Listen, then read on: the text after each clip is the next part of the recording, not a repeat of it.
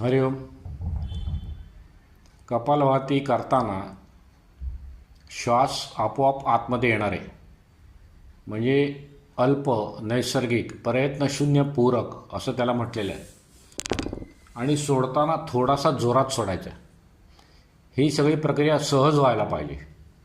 श्वास सोडल्यावर म्हणजे जेव्हा श्वास सोडत राहू आपण, तेव्हा पोट आपोआप आतमध्ये जाईल, मुद्दाहून आतमध्ये ओढायचं नाही आहे आणि थोडासा जोरात सोडायचं आहे.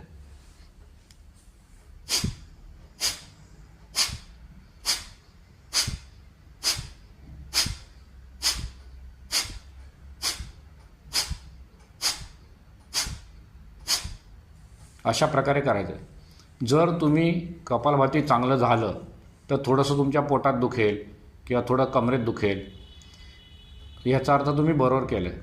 कपालभाती झाल्यानंतर तुमचं श्वसन संथ राहिलं, नॉर्मल राहिलं, तर याचा अर्थ तुम्ही बरोबर केलं आहे.